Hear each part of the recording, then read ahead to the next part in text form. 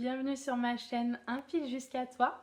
Moi c'est Pauline et on est sur une chaîne pour parler principalement tricot, un tout petit peu crochet aujourd'hui également. Et donc je viens vous partager mes joies en tricot, mes petits ratés, ce que j'expérimente en général.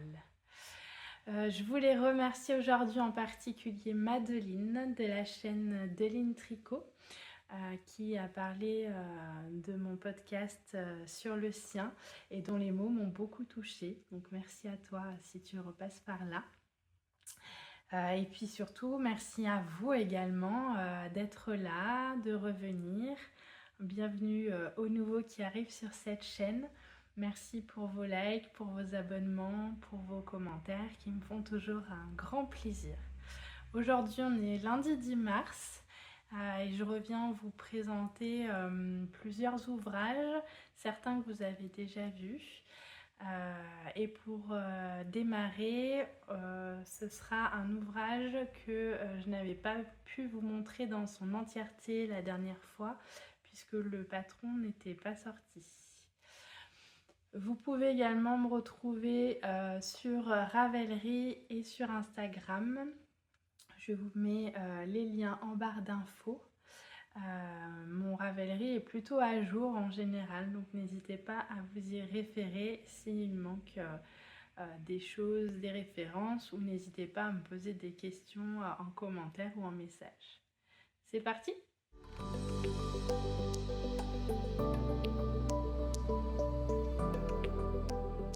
Ce premier projet, il s'agit du bonnet Little Fox d'Alice Gerfaut. Lors du dernier podcast, le patron n'était pas encore sorti, donc je vous l'avais montré par petits bouts, mais pas dans son entièreté. Le patron est maintenant disponible, donc je vais pouvoir vous montrer ma réalisation en entier. Donc le voici. C'est un bonnet que j'ai testé pour Alice en taille 3-10 ans et qui a sorti au pull Little Fox. Voilà, je vais revenir très rapidement sur les détails, mais j'en donne un peu plus dans le podcast précédent. C'est un bonnet qui a une construction peu habituelle puisqu'il se commence par la couronne ici et puis on descend en faisant des augmentations. Ensuite on vient faire le jacquard et une fois qu'on a terminé le jacquard, on fait les côtes. Voilà, donc un projet très rapide à réaliser, très agréable, très facile dans l'ensemble. Voilà pour ce petit bonnet. Je l'ai réalisé en baby merino de Drops et par chance il ne s'est pas agrandi au blocage comme l'a fait le pull que j'ai fait pourtant exactement dans les mêmes laines puisque ça c'était mon reste de mon pull. Voilà, la construction de ce bonnet, en fait, elle est due au fait que la grille de jacquard puisse être totalement identique à celle du pull. Parce que si on démarrait par les côtes, en fait, les mailles de jacquard seraient inversées et ça n'aurait pas tout à fait le même rendu au niveau du motif. Alice a ajouté dans sa version finale quelque chose d'intéressant. Donc là, on a le dos du jacquard qui est à nu comme ça. Et en fait, à la fin du test, elle a proposé, moi j'avais déjà terminé, au lieu de faire un rabat là, donc c'est un joli rabat à l'italienne, et bien de continuer le bonnet pour pouvoir faire une doublure à ce bonnet. Ce qui a deux avantages. La première évidemment c'est que ça tient beaucoup plus chaud, parce qu'on est quand même sur de la fingering ou sport. Donc c'est un bonnet qui est léger, même si il y a quand même l'effet jacquard qui tient un peu plus chaud. Mais ça a aussi surtout le gros avantage selon moi, qui est déjà une mauvaise expérience en la matière, de protéger, de cacher tous ces fils. Parce que c'est un bonnet pour un enfant. Et actuellement mon fils a déjà un bonnet en jacquard que je lui ai fait avec d'autres renards. Et le bonnet est régulièrement bourré dans une manche de manteau pour ne pas le perdre. Et donc on tire dessus pour le sortir sans aucune précaution ni douceur. Et donc une fois, il est rentré à la maison avec un fil de jacquard tiré, mais ouais, je pense bien 20 cm.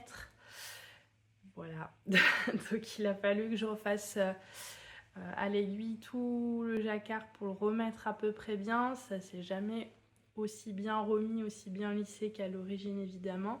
Et donc ce que j'avais fait, c'est que j'avais relevé des mailles et j'avais doublé l'intérieur du bonnet pour éviter ce genre de désagrément. Donc il n'est pas exclu que je fasse de même. Alors je n'ai pas très envie de faire le rabat à l'italienne. Donc ce que je ferais probablement, c'est que il est possible que je relève des mailles à la base du jacquard et puis que je vienne tricoter tout du long jusqu'en haut du jacquard. Et après voilà, soit je rabats les mailles ici, soit je ferai une couronne de diminution pour aller jusqu'en haut du bonnet. Mais c'est vrai que ça aura l'avantage de protéger un petit peu le jacquard. Ça serait dommage qu'il s'abîme. Voilà, de toute façon, il ne le mettra pas cette année, donc je pense que j'aurai le temps de m'en occuper à un moment ou à un autre. Et puis ce sera quelque chose certainement de relativement rapide. Il me semble que j'ai encore quelques restes, notamment de orange. Donc ce sera parfait pour ça. Voilà pour ce petit bonnet Little Fox.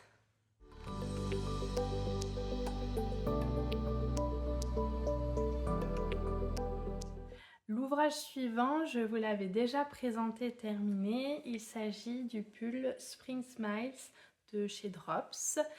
Mais comme je vous l'avais indiqué lors des précédents podcasts, mon fils à qui il est destiné souhaitait que je lui brode un animal, de préférence un dinosaure. Et donc j'ai cherché des grilles de jacquard, mais je n'en ai pas trouvé qui me plaisaient. Je voulais quelque chose qui puisse rendre suffisamment bien avec une seule couleur. L'objectif principal de ce pull, c'était avant tout qu'il reste pratique. Il est en 100% acrylique, donc je voulais qu'il puisse passer en machine, être détaché facilement si nécessaire. Et je n'ai pas énormément d'acrylique chez moi, donc je souhaitais faire un diagramme avec une seule couleur. C'était pas évident à trouver. Donc ce que j'ai fait, c'est que j'ai dessiné ce diagramme. Mon fils aurait voulu un T-Rex, mais je ne me suis pas lancée là-dedans. J'ai dessiné plutôt un diplodocus. Donc je vais vous montrer mon dessin.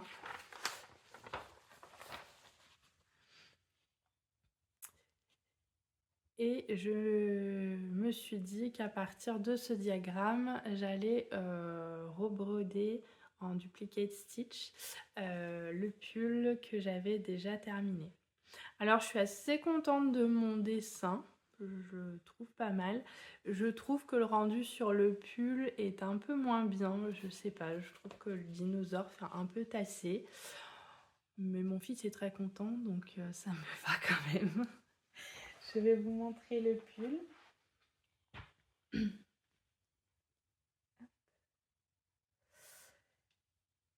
Voilà.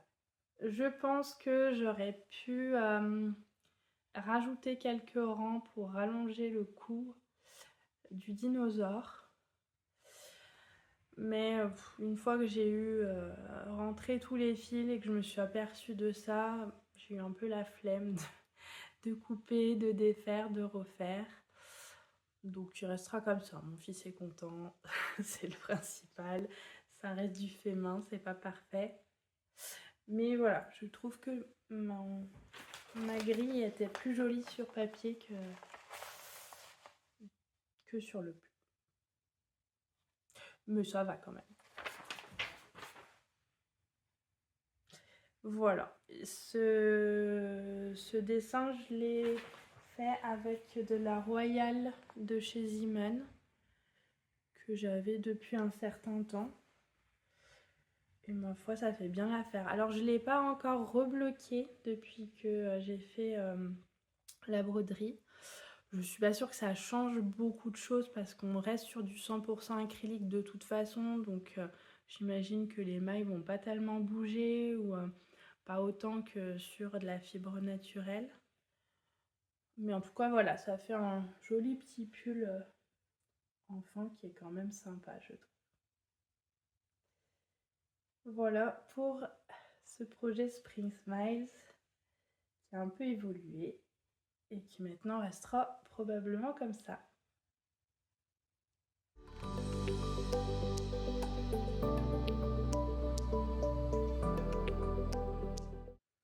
Après avoir réalisé un pull pour mon fils, j'ai réalisé un pull pour ma fille. Pour ce faire, je me suis basée sur les mesures du pull Spring Smiles que je viens de vous présenter. Donc, je suis partie sur la base du nombre de mailles qu'il fallait monter pour le col en taille 11-12 ans. Sauf qu'ensuite, ce pull se caractérise par des raglans. Et pour le pull de ma fille, je ne souhaitais pas faire des raglans, je souhaitais plutôt faire un yoke. Donc ce que j'ai fait, c'est que je suis partie de cette base de ce nombre de mailles au niveau du col. Et j'ai regardé combien de mailles il me fallait au niveau de la séparation entre le corps et les manches. Et j'ai fait des augmentations régulièrement sur tout le yoke en me disant de là à là il te faut tant d'augmentation et tu augmentes régulièrement et tu te débrouilles pour tomber à peu près sur le bon nombre, et c'est ce que j'ai fait. Et ensuite j'ai pris simplement les mesures du corps et des manches de la taille 11-12 ans pour pouvoir réaliser le pull. Et voilà. Ce pull là, je l'ai réalisé avec le fil Messagère des Trois Suisses, qui est un très vieux fil qui m'a été offert il y a quelques temps. C'est du 100% acrylique, 95 mètres pour 40 grammes. Et j'ai utilisé 7 pelotes pour faire le pull en taille 11-12 ans. Ce pull, j'ai voulu aussi qu'il ait une petite touche de quelque chose, que ce soit pas simplement un pull en jersey tout simple. Mon fils donc m'avait demandé un dinosaure, ma fille avait également envie d'une broderie, mais pour que ça fasse un peu moins enfantin, je lui ai proposé un autre type de broderie que j'ai vu récemment qui m'avait beaucoup plu et ça lui a plu également. Donc je vais vous montrer ça. Hop. Voilà le pull. Donc je ne l'ai pas encore lavé bloqué, mais là aussi on est sur du 100% acrylique, donc il ne devrait pas bouger logiquement. Et donc en broderie, en ton sur ton, j'ai fait des petites fleurs. J'ai un peu galéré à les faire parce que j'avais jamais fait ce genre de broderie. Mais bon, une fois la première passée, globalement ça a été. Et en fait c'est une broderie dont je me suis inspirée du pull Rose Red Atelier Milly qu'elle a sorti il y a quelques temps. Et j'ai trouvé que c'était vraiment très très élégant comme ça, en ton sur ton, sur une épaule. Voilà, et je me dis que peut-être elle se lassera moins vite de ce genre de broderie plutôt que de faire un animal ou quelque chose qui fait peut-être un peu plus enfantin et dont elle pourrait se lasser plus rapidement. Voilà, en tout cas ma fille elle est très contente de ce pull et il tient bien chaud. Donc j'ai fait comme pour l'autre, un col double, c'est pas indiqué dans le patron du Spring Smiles. Et donc comme je vous disais, là au lieu de faire des raglans, on voit les augmentations régulièrement qui tournent un peu pour faire un yoke. Et ma foi, ça s'est plutôt bien passé. Voilà, j'en suis bien contente. Il est chaud, ma fille est ravie, donc c'est le principal.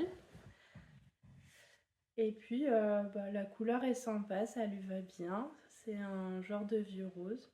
Il m'en reste encore beaucoup de pelotes aussi. Je ne sais pas encore ce que je vais en faire. Mais voilà, c'est pareil. Comme c'est du 100% acrylique, c'est un pull qui pourra aller en machine. Alors quand même dans un filet parce que je pense que la broderie peut être un peu fragile. Mais ce sera un pull pratique et chaud pour l'hiver. Voilà pour ce petit pull réalisé plus ou moins sans patron.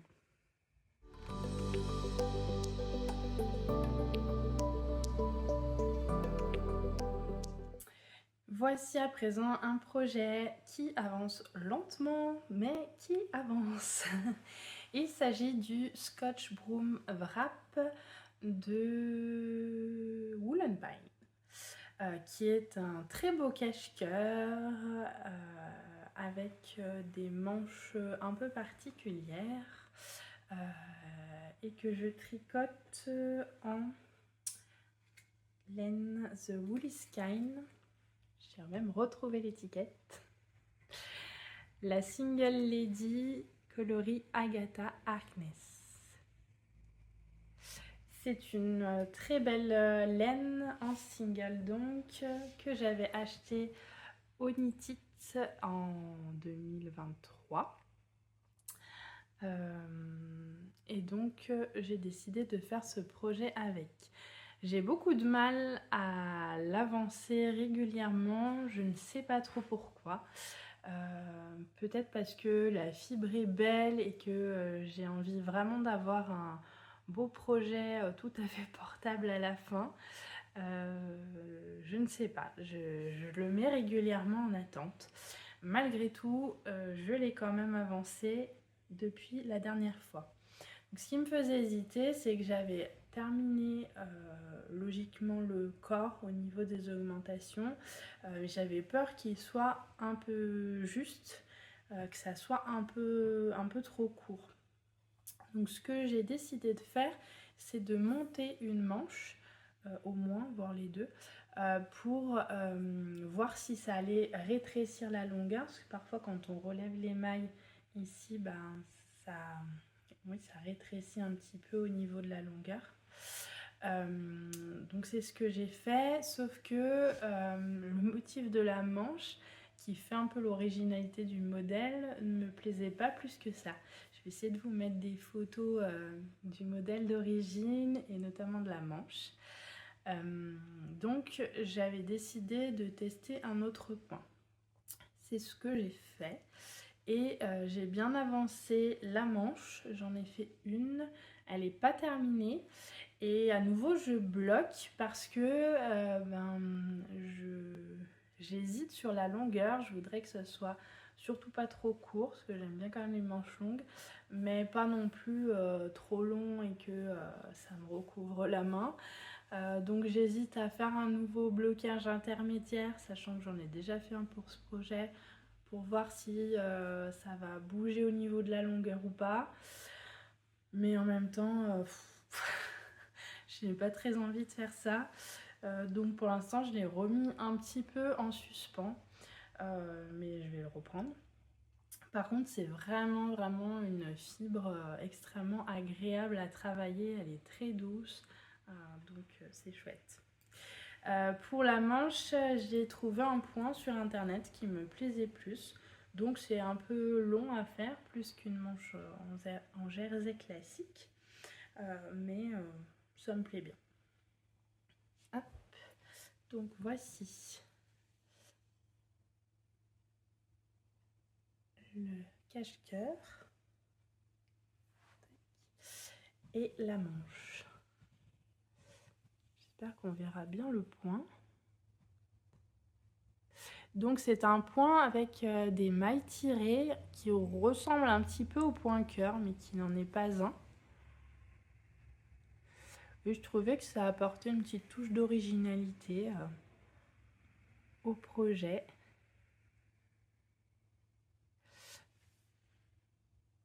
qui est différente du modèle original, mais bon. J'avais mis une ligne de vie ici, qui est simplement un fil qu'on met dans le cas où on aurait besoin de tout détricoter. Ça permet de pouvoir relever ses mailles facilement à un moment donné, parce que donc j'ai mis ce fil et puis j'ai fait plusieurs rangs de ce point pour voir si ça me plaisait, pour voir si ça allait au niveau de la taille, etc. Et finalement c'est pas trop mal. J'aurais pu peut-être faire une taille de manche au-dessus pour que ce soit un peu plus large, un peu plus bouffant. Je pense qu'il y a ça aussi à un moment donné qui m'a arrêtée en me disant est-ce que je redéfais tout, sachant que j'avais déjà bien avancé, pour faire une taille au-dessus, que ce soit un peu plus bouffant, mais sans avoir la garantie que ça me plaise vraiment beaucoup mieux et que ça soit plus joli. Ou est-ce que je laisse comme ça? Bon, finalement, je pense que je vais la laisser comme ça. Voilà, faut que je m'y remette. Je peux peut-être vous essayer la manche pour vous donner une idée. Alors là, sur le blanc, c'est pas très joli. Mais voilà ce que ça donne. Alors j'espère qu'au blocage et après avoir enlevé la ligne de vie, j'aurai un peu moins ce décroché là au niveau de l'épaule. Mais sinon, ça va faire un joli cache-cœur. Voilà, donc j'en suis là. Je vais faire ensuite des côtes. Je voudrais faire un poignet bien resserré. Donc je pense que j'en suis pas loin. Je ne sais pas si je fais encore quelques centimètres de motif avant les côtes pour avoir quelque chose d'un tout petit peu bouffant, ou si je démarre les côtes et que je les arrête quand la longueur me convient. Voilà. En tout cas, au niveau de la longueur, hop, je vais me lever ici.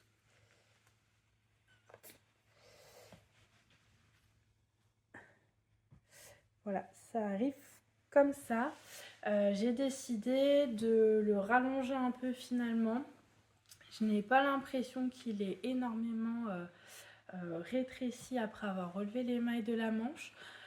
Mais après réflexion, je me dis que je préfère qu'il soit un peu trop long que un peu trop court. Alors je vous l'ai montré comme ça, mais sachant qu'en fait, il faut quand même rajouter ça d'épaisseur parce qu'il y a la bande de nouage à accrocher en bas. Hop. Voilà, qui sera comme ça. Mais voilà, je me dis que je préfère qu'il soit un peu trop long plutôt qu'un peu trop court. Je le porterai plus facilement comme ça. Donc je vais quand même le rallonger peut-être de 2 cm à peu près pour qu'il me convienne.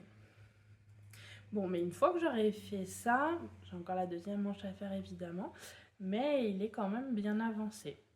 Donc c'est plutôt chouette et vraiment ça va être un beau projet. La seule chose que j'espère, c'est qu'il ne bouloche pas trop parce qu'on est sur de la single et c'est vrai que pour raser, comme il y a un point fantaisie, je ne sais pas trop comment ça va se passer, si c'est une bonne idée de le raser ou pas. On verra. Mais il sera très joli, je le vois bien pour la mi-saison, à porter avec une jupe ou quelque chose comme ça. Ça sera vraiment chouette.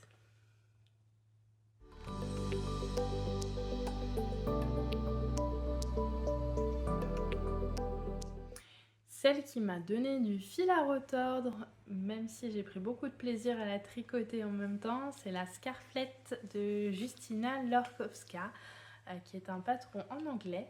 D'ailleurs, j'ai oublié de préciser que le Scott Broom Wrap de Wool & Pine est également un patron en anglais. Et très sincèrement, alors peut-être pas ces deux-là, mais quand on vous dit que les patrons en anglais sont accessibles, je vous promets que c'est vrai. L'anglais, ce n'est pas du tout mon truc et pourtant j'arrive à tricoter des patrons en anglais de plus en plus complexes. Vraiment, ça se fait. Donc si Si le cœur vous en dit, lancez-vous, ça va vous ouvrir plein d'horizons au niveau tricot. Lancez-vous sur quelque chose de plus simple, de plus basique bien sûr, mais vraiment, la vérité, c'est accessible. Donc, pour en revenir à la scarflette de Justyna Lorkowska, je la tricote avec une fibre de l'écheveau solidaire. Dans la base Zénith, 65% Merino Superwash, 15% yak et 20% soie. Et j'avais oublié de préciser la dernière fois qu'on est sur 120 grammes et pas 100 grammes comme habituellement, ce qui fait qu'on a 480 mètres. Et j'avais choisi cette base justement pour ce métrage parce que la scarflette demande 480 mètres logiquement pour être réalisée. Voilà, c'est mon chéri qui avait choisi le coloris pour Noël.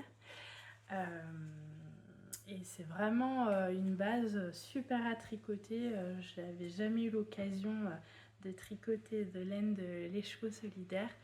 Et c'est très doux, c'est très agréable. Voilà, donc c'est cette couleur-là. Toujours bien assortie à mon mur. Elle est très brillante, elle est vraiment jolie. Et vous voyez qu'elle est bien diminuée.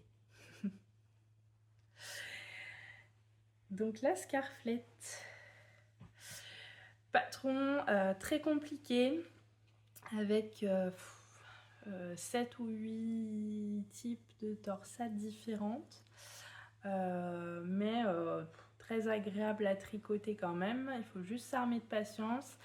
C'est pas vraiment compatible avec une série, avec des enfants autour, avec tout ce qui pourrait vous déconcentrer. Là, vous êtes vraiment obligé d'être les yeux rivés sur le patron et de suivre rang par rang parce qu'il n'y a pas deux rangs identiques. Et puis, il faut absolument noter systématiquement à quel rang vous en êtes, sinon c'est perdu. Non, on s'y retrouve vraiment pas. Enfin, moi, je trouve que c'est compliqué de s'y retrouver. J'étais vraiment très attentive à ça, à faire attention de où est-ce que je m'arrête à chaque fois et à bien l'écrire. Parce que sinon, je voyais pas comment m'y retrouver. Il y a vraiment trop d'informations sur ce patron. Par contre, ce qui est très bien fait, je trouve, c'est que vous avez le patron qui est fait en deux versions. Donc vous avez une version diagramme avec des parties fluotées parce qu'il y a des répétitions à faire, parce qu'il y a des morceaux qui changent, des morceaux qu'on répète plusieurs fois, etc. sur chaque ligne. Et puis vous avez la partie patron ligne à ligne. Moi, c'est ce que j'ai décidé de suivre. Et je trouve ça plus simple de suivre le ligne à ligne en général. Mais au moins, il y a ce qu'il faut pour tout le monde. Moi, je trouve que c'est super chouette quand les patrons sont rédigés comme ça parce que vous êtes sûr de trouver ce qui vous convient le mieux. La scarflette, la voilà. J'espère vraiment que je ne me suis pas trompée dans le diagramme parce que j'ai pas tout vérifié à chaque fois. Et une erreur, ça me semble assez irrattrapable là-dessus. Voilà, donc avec un motif de feuilles entouré de torsades. Il y a de la torsade, la dentelle. Et donc on augmente en fait sur ce côté-là petit à petit.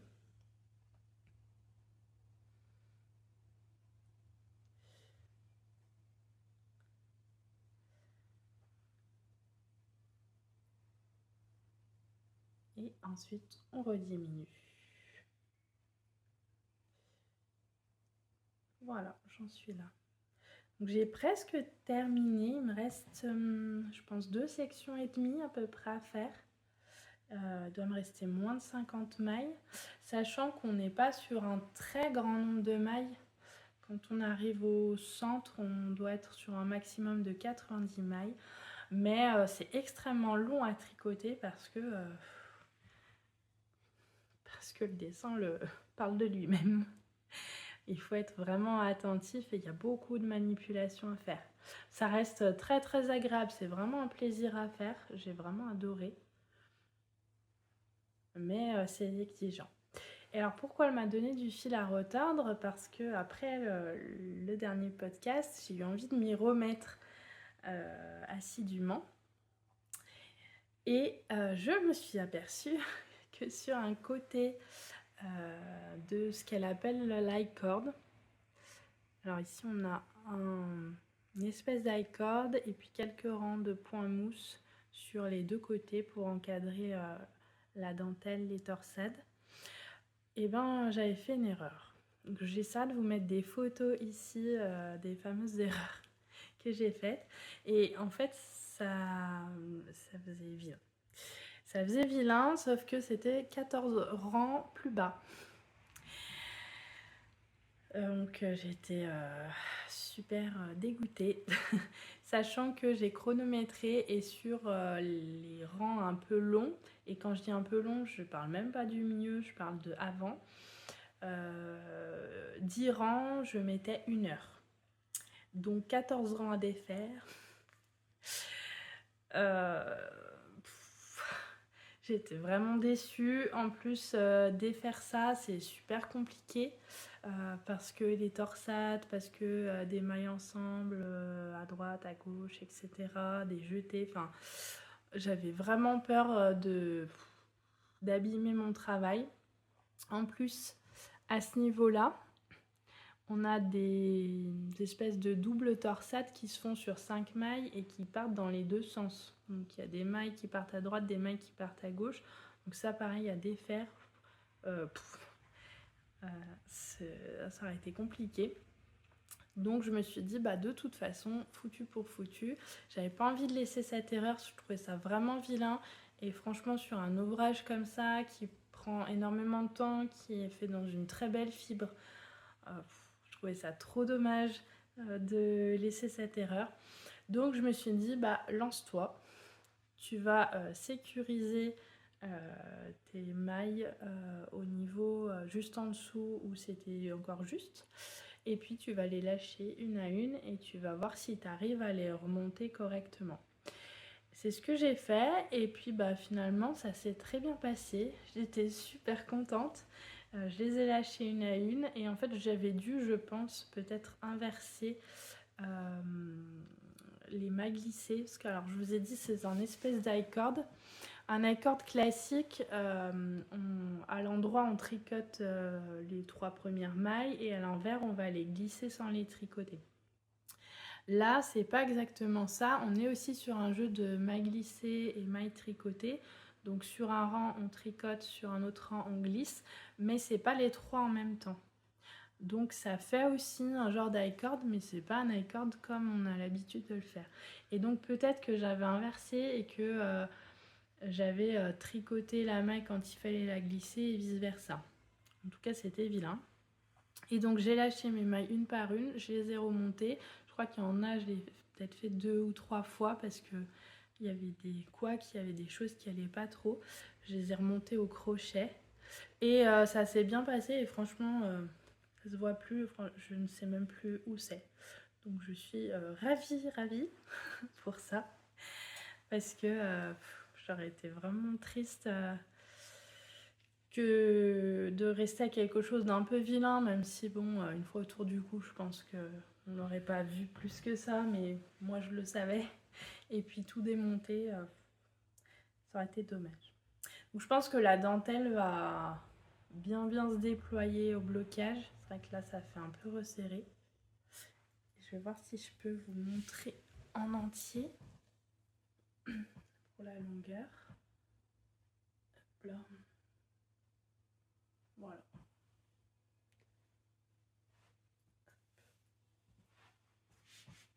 Donc ça fait quand même une belle écharpe. Je pense qu'elle sera finie au prochain podcast. J'en suis même assez sûre. Voilà, mais vraiment, si Si vous n'avez pas peur de vous lancer et sur un patron en anglais et sur un patron un peu complexe avec de la dentelle, des torsades, etc., je peux que vous le recommander. Moi, je trouve qu'il est magnifique. C'est bien expliqué, pas de souci particulier. Voilà. Et alors, ce que je vous ai pas précisé pour les torsades, je m'embête pas trop. Je fais une technique sans aiguille auxiliaire. Donc ça, c'est quelque chose que j'ai mis longtemps à faire parce que j'avais très peur de lâcher des mailles dans le vide, et puis peut-être encore plus sur ce genre d'ouvrage. Et finalement, c'est très facile. Je vous ai fait une petite vidéo pour vous montrer comment je fais dans un sens, dans un autre. Mais c'est très simple et ça permet de gagner du temps, d'avoir un peu moins de manipulation à faire. En fait, il suffit sur votre tricot d'aller chercher les 2 mailles suivantes. Donc, par exemple, si je démarre là, je vais chercher les 2 mailles après, je vais lâcher les 2 premières, devant ou derrière en fonction de dans quel sens je veux que ma torsaille aille. Pardon. Et puis, une fois que je les ai passées, je rattrape les 2 que j'ai lâchés sur mon aiguille et ça me fait ma torsade. Voilà en tout cas pour cette très belle scarflette que j'adore et que j'ai hâte d'avoir terminée.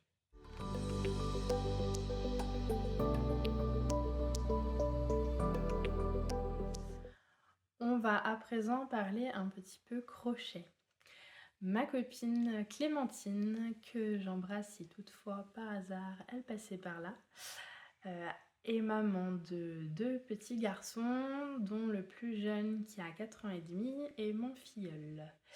Ils ont été se balader sur un petit marché de créateurs et l'une des créatrices proposait des peluches au crochet, ce qui a beaucoup intéressé mon filleul. Et donc ma copine lui a dit « Mais est-ce que tu sais que ma reine, elle sait faire tout ça ?» Voilà, donc mon filleul a dit « Super » et il a demandé à ce que je lui fasse une peluche de la Patte Patrouille, le chien de Chase. Je connais pas du tout ce dessin animé, mais j'ai cherché et bon, il veut ça pour son anniversaire de ses 5 ans. Comme j'aime beaucoup mon filleul, et je me dévoue. Alors moi, le crochet, j'aime moins que le tricot. J'aime beaucoup les objets terminés. Je trouve qu'au niveau des amigurumis, j'en ai fait plusieurs. C'est super chou et puis c'est vrai que ça fait toujours plaisir à offrir. Mais au niveau du processus, c'est quelque chose qui me plaît moins. Bon, mais mon filleul, il sera tellement content d'avoir sa peluche que c'est une source de motivation suffisante pour moi. J'ai cherché des modèles de ce fameux Chase. Sur Ravelry, j'ai pratiquement rien trouvé. Et donc, j'ai fini par trouver un tuto vidéo de les petites bouilles crochet. Je vous mettrai en barre d'infos le lien de la chaîne. Dont je trouvais que le rendu était joli. Alors c'est vrai qu'habituellement je préfère les tutos écrits parce que c'est plus facile de s'y référer plutôt que de rembobiner, arrêter, stopper les vidéos, surtout que je suis assez lente en crochet, mais vraiment c'est le plus joli que j'ai trouvé. Donc j'ai démarré Chase et voilà où j'en suis. Donc j'ai démarré en fait par faire cette boule là sans ça, sans savoir vraiment ce que je faisais.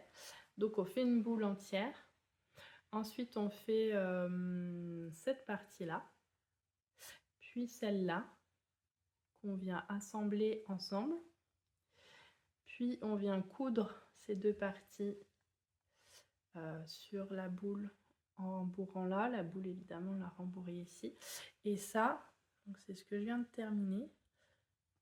c'est quelque chose qu'on vient rajouter par-dessus. C'est pas encore cousu, c'est un début. Pour l'instant, ça ressemble pas trop à un chien.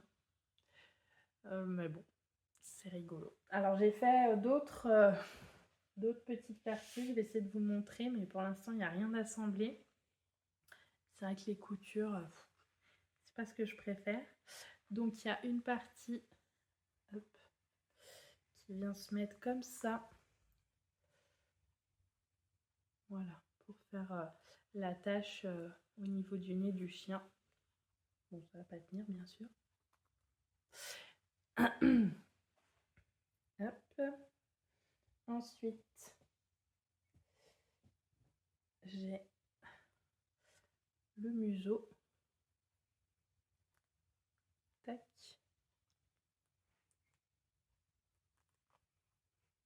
Bon, il y a des fils partout, bien sûr, parce que j'en ai besoin pour les coutures ensuite. Et les deux yeux. Tac.